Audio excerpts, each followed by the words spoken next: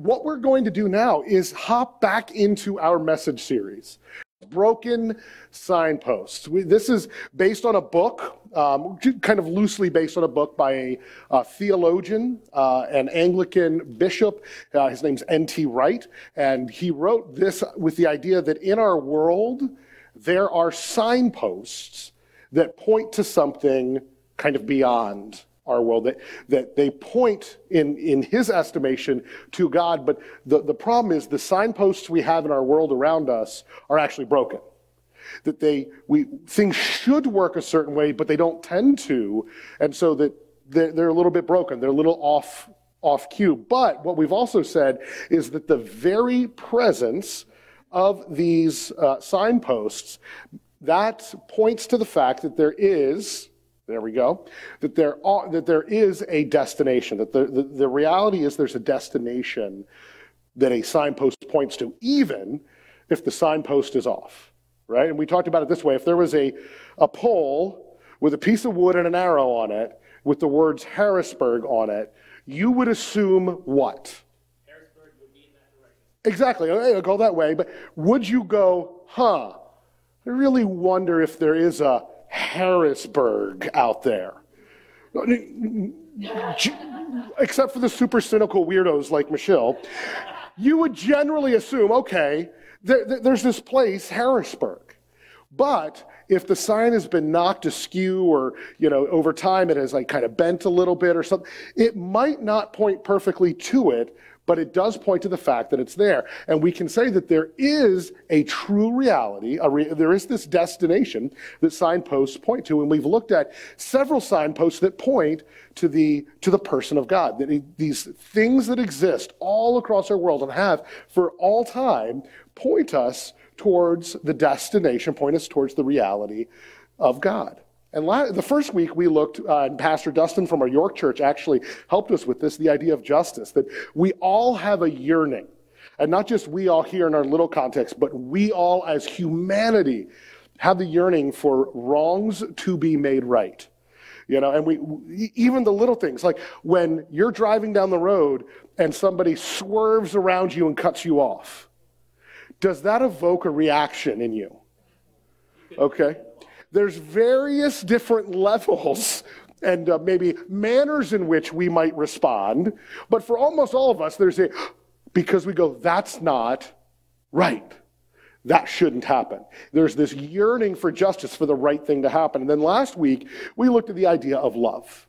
We said that throughout our history as a species, there's been this push and this impetus towards love, and yet somehow in the midst of it, we know love is a good thing, so often we get it wrong.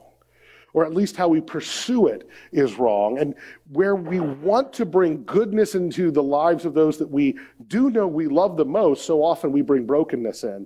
And what do we have to do to right that broken sign? We looked at it saying that Jesus and how God worked through Jesus was an example of perfection when it came to that signpost. So this week we're going to get to one, and I love it because I work with Bud a little bit on picking some of our songs and just kind of what our theme is for what's going on. And he said, okay, what's our signpost? This was beginning of the week, for this coming week. And I said, spirituality. I said, spirituality, this word. And quite frankly, he goes, what is that? Hold on, I'm a little bit slower here. Is that moving there? Okay, good. He's like, what do you mean by that? That seems so vague. That seems obtuse. I actually sent him a big long text saying, okay, here's some of the basics of what. But chances are, in our world today, you've heard this term. You've heard the term spirituality, or, I'm a spiritual person, or I'm interested in spiritual things. And I would suggest that can mean a whole lot of different things. So the first thing I want us to do is we're looking at this signpost, and I do think that this is a very valid signpost that points to a very real objective truth, but that it is a little bent and askew in our world today.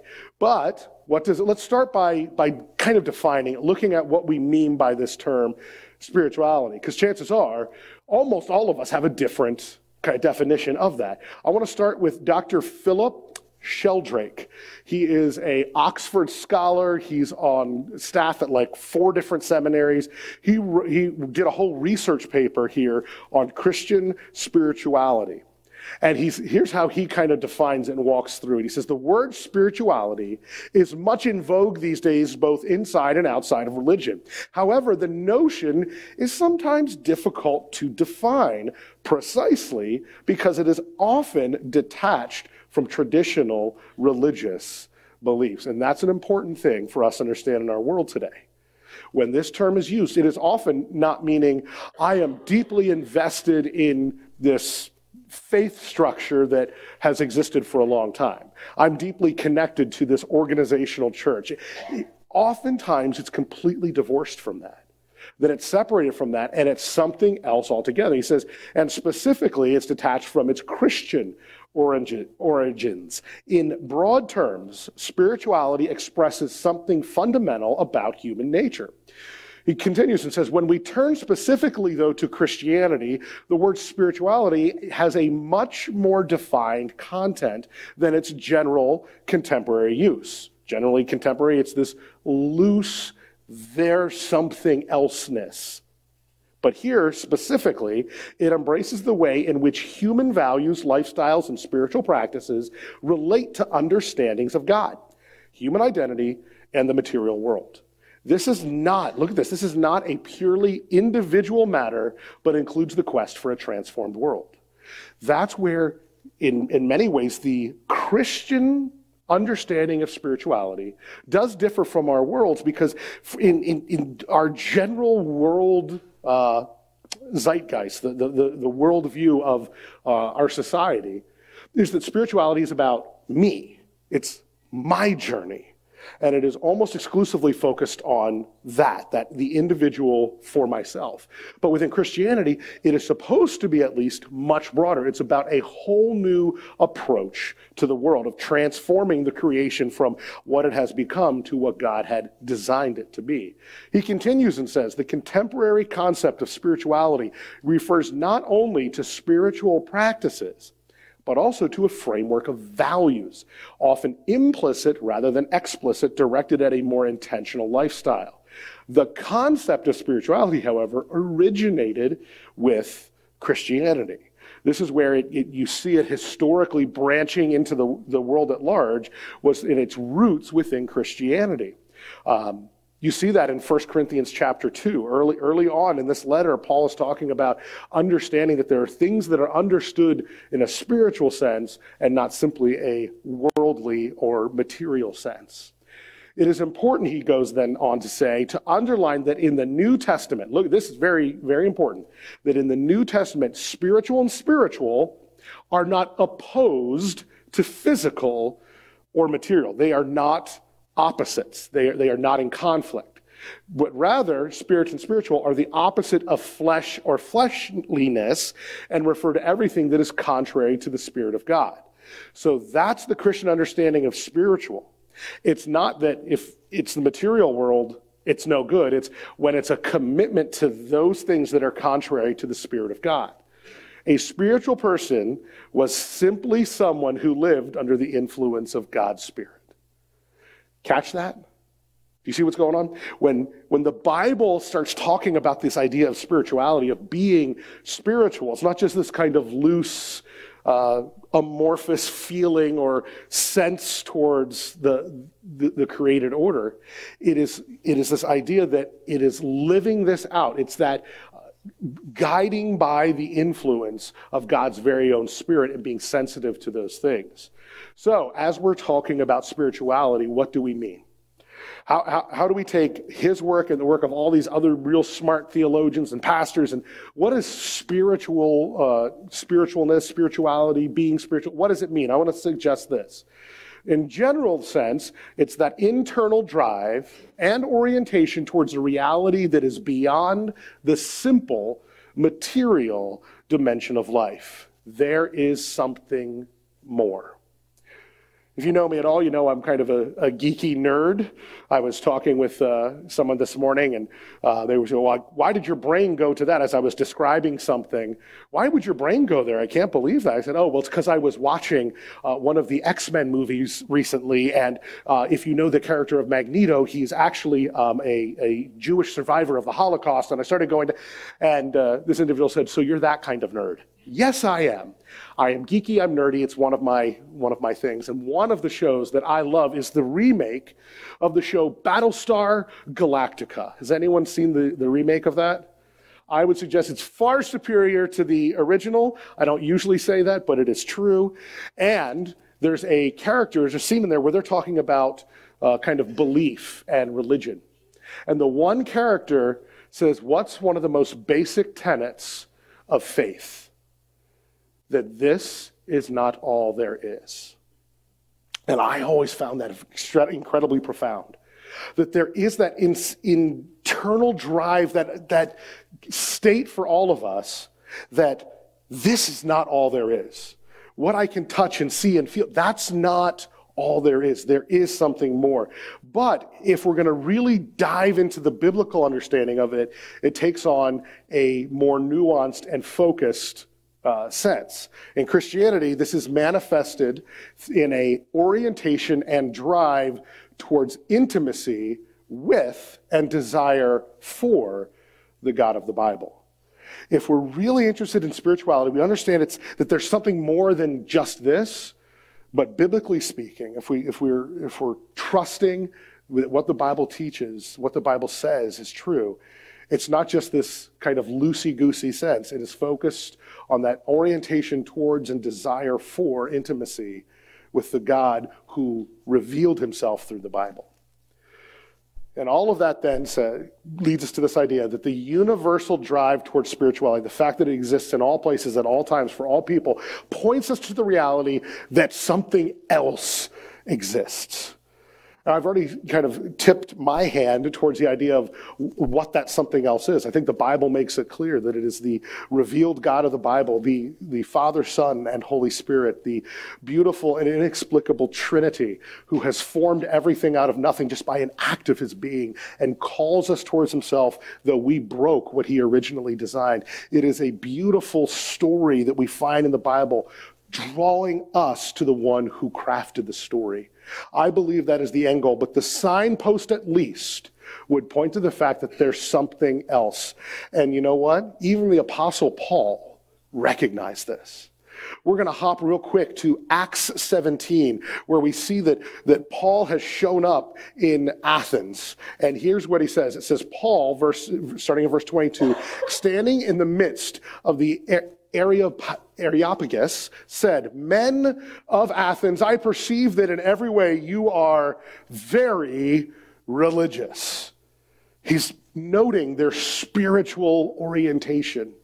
For as I passed along and observed the objects of your worship, I found an altar with this inscription, to the unknown God. What therefore you worship as unknown, I proclaim to you. Paul finds himself here, and in the midst of walking through all these religious icons and symbols and what was going on with all those things, they were trying to cover all their bases. So there was even one that was to the one we don't know, that we're sure is out there, though. And he's like, look, I get it. You guys are spiritual, but it has to point to something. He goes on, and then in verse 24 says, the God who made the world and everything in it, being Lord of heaven and earth, does not live in temples made by man. See, so often the idea was that the deities in this time, in ancient times, needed humanity for something. They needed their worship. They needed their devotion. They needed the temple so that they had a place to live. They needed the work that they could do to exist and be divine.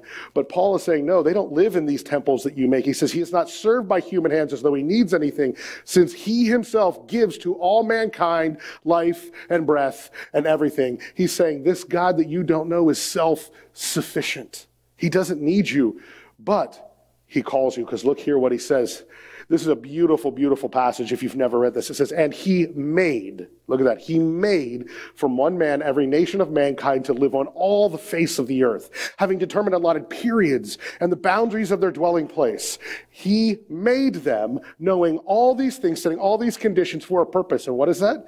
That they should seek God. We were made to seek God. Though the internal drive that we might feel that there's something else out there, God is saying he's not just noticing that in humanity and latching onto it. God is saying, I made you to seek. I made you to yearn for. We find this in other places as well. He says that people would seek him and perhaps feel their way towards him and find him. And look at this incredible promise that Paul tacks on the end of this. Yet he is actually not far from each one of us. So let's just take a little side road from the discussion here, spirituality. Because I don't know where each of you are when it comes to this person, Jesus. Again, if you know me at all, I get pretty excited about this man called Jesus. He has revolutionized my life. I've seen him work in amazing, incredible ways in the lives of so many others, where people who are far, far from what the Bible would describe as righteous or holy, who would take advantage of people who were selfish, who were cruel, and the presence of Jesus in their life has transformed them into beacons of mercy and grace and compassion and love. I have seen it again and again in the lives of people. I don't know where you are in getting to know that man, but so often I think if you don't know him, you think he might be far away. If you don't know him, or maybe you haven't been connected to him for a while, it's easy to think, well, he must be pretty far from me if you knew who I was or what I did or what's been going on in my life. But I want to tell you the truth of this promise. What Paul could tell these guys who were actively worshiping a host of false gods, he's saying, but God is not far from you. Just reach out. It doesn't matter how far you've wandered away, he is right there if you reach out. And I want you to claim that truth, that promise for yourself as well. For wherever you're at, God is not far if you will just reach out. Lean into that promise. But this is not Paul alone who's recognizing this and proclaiming this. If we would go to the Old Testament, in the book of Ecclesiastes, chapter 3, this is a chapter that is often read or taught at funerals, where it talks about there's a time for everything. And here's what he says in verse 11. He said, he has made everything beautiful in its time. Just again, as a side note, understand, biblically speaking, this is beautiful.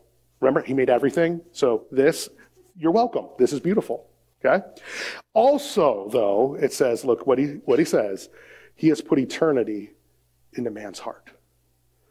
Now, clearly, we're not talking about some kind of surgical procedure here. God did not split open a chest, cut open a heart, and stuff some eternity in. What he's saying is humanity was formed with this yearning for the everlasting. And it's interesting because he says, yet so that he cannot find out what God has done from the beginning to the end. When I first read that, when I was younger, I thought it meant, so God intentionally frustrates me. He made me to yearn for it and I'll never find it. How mean is that, right? That's like what my kids do to each other. Like the oldest will say, hey, do you want this? Yes. And he'll put it way out of reach and say, there you go, you can have it, right?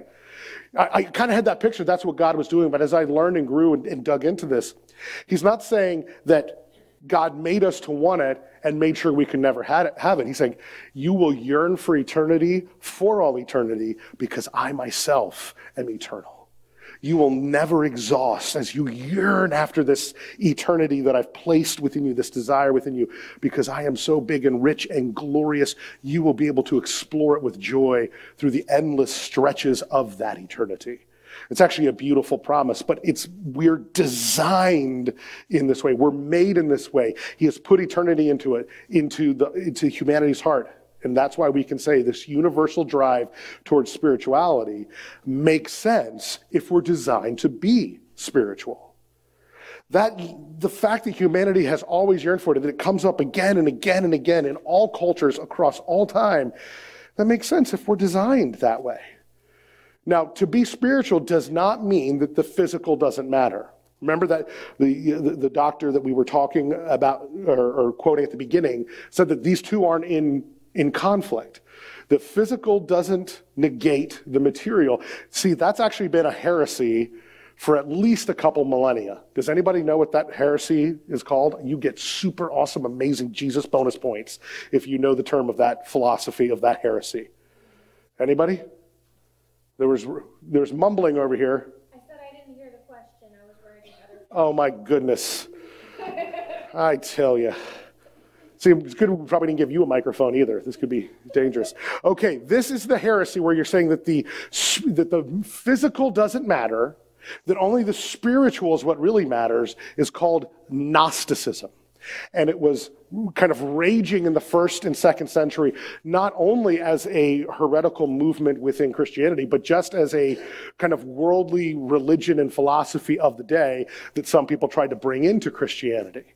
But it was condemned as heretical because to be spiritual, we're designed to be a beautiful fusion of the material and the immaterial, of the stuff that you can touch and something else, of matter and incorporeal essence. That there's these two things that make up who we are, these two facets, and they are not designed to be separated. This is the picture of God and his creation. It's seen through, in part, through the Old Testament. Because in the Old Testament, there was this temple where God's presence would come into. And that in this specially called out place, the kingdom of heaven and the kingdom of earth met. And we see that it's expanded. It's really neat that what we see through the ministry of Jesus is this place where God would encounter his world, expanded into the person of Jesus, where heaven and earth met. But lastly, finally, when Jesus ascended after his death, burial, and resurrection, do you know where the presence of God interacting with creation now sits?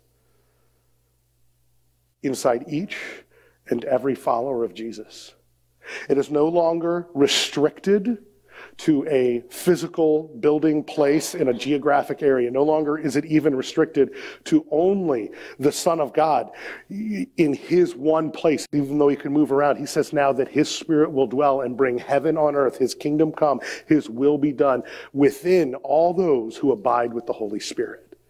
So you are an example, you are a picture for, if you've chosen to follow Jesus, of what it means for the physical and the immaterial to meet together. Now what I'd like us to do, and I'm going to ask you to actually turn here. I'm not putting these verses up on the screen. So this is my little challenge. If you have a Bible, bring it with you. Now, you might be using your devices. That's great. I do a lot of work on my devices, so you can do that on your phones. You can do it on your tablets. If you forgot a phone, if you forgot a tablet, if you forgot your Bible, if you look under the seats in front of you, there should be Bibles there for you. And if by chance you don't have your own copy of a paper Bible, that's our gift to you. Take it with you. But turn, if you would, to the book of John. It's in the New Testament of our Bible, so kind of like the last third of the Bible, the book of John, and then chapter 4. For many of you, this is a well-known passage, a well-known story, but I just want to read it and then share a couple thoughts on how it describes what's going on here when we're talking about this design towards being spiritual. So John chapter 4, starting in verse 5. And this is talking about Jesus. It says, so he, Jesus, came to a town of Samaria called Sychar, near the field that Jacob had given to his son, Joseph. Jacob's well was there, so Jesus, wearied as he was from his journey, was sitting beside the well. It was about the 6th hour. A woman from Samaria came to draw water. Jesus said to her, give me a drink. For his disciples had gone away into the city to buy food. The Samaritan woman said to him, how is it that you, a Jew, ask for a drink from me, a woman of Samaria? For Jews have no dealings with Samaritans. Jesus answered her, if you knew the gift of God and who it is that is saying to you, give me a drink, you would have asked him, and he would have given you living water. The woman said to him, sir, you have nothing to draw water with, and the well is deep. Where do you get that living water? Are you greater than our father Jacob? He gave us the well and drank from it himself, as did his sons and his livestock. Jesus said to her, everyone who drinks of this water will be thirsty again. But whoever drinks of the water that I will give him will never be thirsty again. The water that I give him will become in him a spring of water welling up to eternal life. The woman said to him, Sir, give me this water so that I will not be thirsty or have to come here to draw water. Jesus said to her, Go call your husband and come here. The woman answered, I have no husband. Jesus said to her, You are right in saying I have no husband, for you have had 5 husbands, and the one you now have is not your husband. What you have said is true. The woman said to him, Sir, I perceive that you are a prophet. Our fathers worshipped on this mountain, but you say that in Jerusalem is the place where people ought to worship. Jesus said to her, Woman, believe me, the hour is coming when neither on this mountain nor in Jerusalem will you worship the Father. You worship what you do not know. We worship what we do know, for salvation is from the Jews. But the hour is coming and is now here when the true worshipers will worship the Father in spirit and truth. For the Father is seeking such people to worship him. God is spirit, and those who worship him must worship in spirit and in truth. The woman said to him, I know that Messiah is coming, he who is called Christ. When he comes, he will tell us all things. Jesus said to her, I who speak to you am he. Just then his disciples came back and they marveled that he was talking with a woman. But no one said, what do you seek? Or why are you talking with her? So the woman left her water jar and went away into the town and said to the people, Come see a man who told me all that I ever did. Can this be the Christ? And they went out of the town and were coming to him. If you've been around church, you've probably heard that story. You've probably heard it preached on or taught on, and maybe read it in your devotions. But I think this is a really interesting snapshot of an encounter that Jesus had with a regular person. But how it leads to the fact of what does it mean that we have this drive towards something spiritual, something else. Well, let me share with you from N.T. Wright, again, the author who wrote the book that kind of inspired the series for us, where he talks about this exact passage. And here's what he says. See, this encounter is Jesus' lighthearted but deadly serious conversation with the Samaritan woman. Again, the topic of Israel's inheritance in the temple is to the fore. And again, Jesus slices through the questions with the promise of a new worship, a new spirituality, a new intimacy. If you actually go back through, you can see how this woman starts bringing in excuses and trying to step away from what Jesus was really talking about. You see, the conversation moves forward to the point at which Jesus points his finger or puts his finger on the real sorrow and muddle in this woman's personal life. As often occurs at such a moment, and I can tell you this is true from my experience as a pastor, when you're getting into conversations with people and they're laying out things that are going on in their lives, right when you get to the point where it's okay, now we know what's really going on, the number of diversionary techniques that are implemented to change the conversation away from actually talking about what needs to talk about are myriad. And this woman is no exception at this time. See, at this moment, the person who feels put on the spot abruptly changes tact, often to some item of religious controversy, thinking to steer the conversation away from the awkward personal challenge.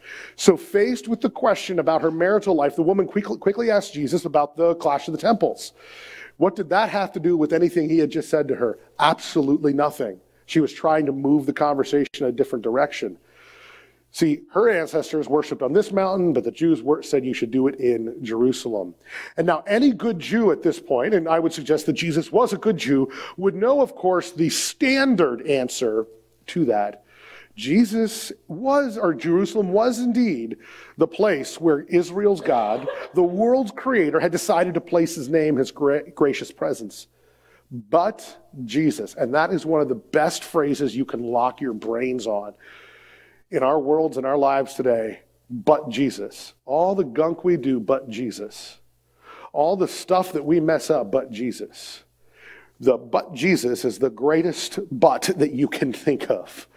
But Jesus sees Jerusalem as simply a pointer to the new reality that he has come to put into effect.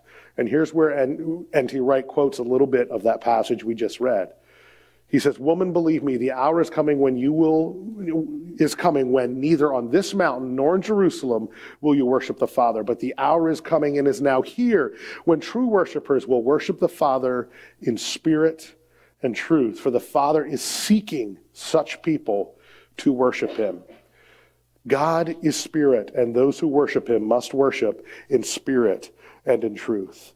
I've told you before, if God says something, if the Bible records something, even once, it's important. And the fact that in the course of back-to-back verses, Jesus is repeating this truth, that if we're going to worship God, we're going to worship him rightly, it has to be done in spirit and in truth. That there is a spiritual component of it. It is more than just the physical rites and activities. Worshiping God does not mean that you just showed up here on a Sunday. I am very glad that you showed up here. I am very glad. Please do it every Sunday. It makes your pastor happy, okay? And it's good for you. But that is not the heart of worship.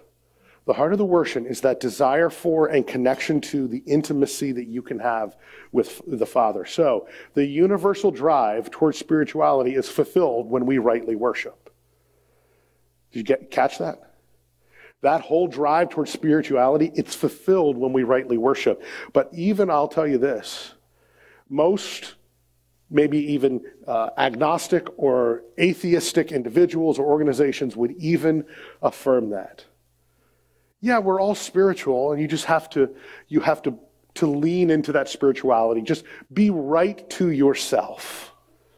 So I can't rightly leave that up there as the summary. I think we have to go here. That drive, it's fulfilled when we rightly worship Jesus. It does matter the object of our worship. In fact, our worship doesn't matter if it's not rightly oriented. It's a vanity, a chasing after the wind. And what I would say is, you might be looking and say, well, it seems pretty narrow. It seems pretty exclusive. Well, if you were with us for our He Gets Us series, I talked about the fact that the Bible does make the claim that there is one way to God, one way to the Father, one way of salvation, but it is a claim that is both inclusive and exclusive, and I want to repeat that right now. Just very quickly, it is inclusive, meaning that it's open to everyone. The call to salvation is open to everyone because we all have access to it. There is no one who is too bad. There is no one who is part of the wrong political party. There's no one who's likes the wrong football team. There's nobody who has done anything or is anything that for any reason would be restricted from coming to the Father. It is inclusive. It is offered to all. And if you are part of a group, if you are oriented with a organization that says, because of your skin color, or because of your political beliefs, or because of your family, or because of your history, you can never come to Christ. You can never be part of God's family. You can never be in the right. Cut and run from that organization, that group, as fast as you can, because that is anti-biblical. It is anti-Christ. The gospel is not exclusive in that way. However, it is exclusive in that there's only one way to access it. The way is open to everyone, but you have to go through that door. It's like if there is a giant chasm and there's a bridge across it, everyone's allowed to cross the bridge, but you can't say, well, I want to cross the chasm, so I'm just going to jump. And that should work. There's only one way. It is the bridge that you would have to take. And that is Jesus. So it is inclusive and it is exclusive. But that universal drive towards spirituality is fulfilled when we rightly worship Jesus. Now, if you don't know what that means to worship Jesus, I would love to have a conversation with you. I would love to talk with you about what the Bible describes as the very Son of God becomes Son of Man. 100% human and 100% divine, who lived a perfect sinless life and then died a death he didn't deserve, to pay a debt for sin that he didn't owe because he had never sinned, but that all of us do, and that he offers that freely for all who will accept it. I would love to talk with you about that. I want you to know the Jesus who literally bled and died to forgive you, to give you grace and peace, and to point you back to the design that God has for each and every one of us. I want to have that conversation with you. But if you've made that choice, then I want to suggest this. Sometimes we get worship wrong. Sometimes even as we talk about it, I've been in church ministry for a long time. And so often, even in these gathering times that we have, we'll say, well, hey, we're gonna start off this morning with worship. And then we'll get to insert whatever else is happening. And do you know what we're using that word worship for? Music, singing. And so somewhere like worship is musical. That's not biblical. Now, let me be careful here. Music is worship, is part of worship, but it is not the whole of worship. It's not even by any stretch the majority of worship. The majority of worship is what you do to show off the worth and the value of God, how you revere God in every step of life that you walk, not just on Sundays, but everywhere else. Worship is a lifestyle. We're going to get to that here in just a moment because I want to answer this question. How do I worship rightly? I'm just going to go through these quickly because they're big ones that we could examine for hours, honestly. But I'd love for you to wrestle with over lunch when you're together as life groups later this week. How do I worship rightly? I'm going to give you 3 suggestions. First of all, I need to make sure I'm worshiping Jesus and not something or someone else. Because that which captures your affection is what you worship. That which you orient your life around is what you worship. And that has to be, if you're going to be a Jesus follower, that has to be the God of the Bible. Now, that doesn't mean that all you do is show up at Sunday services, and that's all you do. It's a similar wrong picture that we have of heaven, that heaven is floating on clouds, wearing togas, and playing harps. If that were heaven, I wouldn't want to go there. That's a terrible view of heaven. It's so much broader than that. And worship is, when we worship Jesus, we live a life that's oriented towards reflecting Jesus to the world around us. I just looked over at Diane, and she's one of those that helps me with this, because every time she's driving down the road and she sees someone on the side of the road, instantly her brain goes to, can I stop to help that person out? Maybe they need a ride, maybe they need help. And the number of stories that she has shared where she's been able to help people get them home or be a blessing, and it's beautiful. Do you know why Diane does that? It's not because she's some kind of adrenaline jockey and she wants to see if she's picking up a mugger. Okay? It's not because she would want me to stand up here and tell you that she does this stuff, because she doesn't look for that. But she has encountered Jesus, and she knows how Jesus has loved her. And when she sees a person and knows they might be in the need, she wants to take Jesus to them. She wants to be Jesus in their lives. That's worship. She wasn't singing a song, although she will occasionally be up here and help lead us in that kind of worship too. But what she does when she does that, that's worship. When we orient our lives around doing things the way of Jesus, that is worship. We have the opportunity coming up on April 8th. It's a Saturday. It's actually the Saturday before Easter, to participate in blessing our community. We're partnering with Citygate. And Citygate is a ministry in town of prayer and helping those in need. They're asking us to prepare 200 meals for those who are in need. And they've asked us to help with that. We would love for you to partner with us in that. Dawn and Anthony are kind of spearheading that. Dawn and Anthony, can you wave real quickly for anyone there? There's Dawn and Anthony. They're amazing people. But if you can help out as we're preparing simple meals, that is worship. We don't do that so that people look at us and go, oh, look, they helped out. They're nice. We're doing it because we want the opportunity to love like Jesus loves. That's what it means to worship. That has to be the central figure of our worship. Next, I need to prioritize the object of my worship over the form of it. So often that's not how I like to insert whatever when it comes to things of the faith. Now, it's not that we can't have preferences or that the preferences are wrong, but too often we flip those and it becomes, I start actually worshiping how I want to worship rather than the one that the worship is supposed to be about. And we have to have that check on ourselves. And honestly, being in a community with other believers, like on Sunday mornings like this, but in our other smaller group communities like our life groups, those are the places where those priorities can be checked and challenged. And then lastly, I need to orient my worship into a lifestyle rather than restricted to events. And I might need to explain that one a little bit. Here's the idea. Too often we think we have to go somewhere in order to worship. But the truth of the matter is, worship is what I take with me. It's a lifestyle. Like, not to harp on that one, but Diane doesn't wait for somebody to walk into the building on a Sunday to ask her for help.